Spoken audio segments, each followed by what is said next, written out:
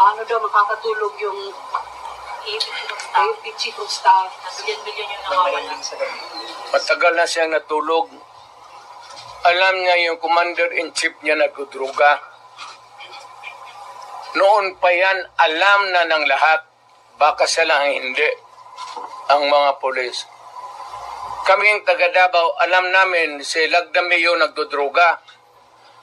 Kasi kasama namin siya palagi dito sa diyan kay Pedro. Kaya yung sipon mag-usap kami, yung sipon Lagdameo magtulo yan. Hindi niya alam nagtulo yung sipon niya. Minsan gano'n na lang yan.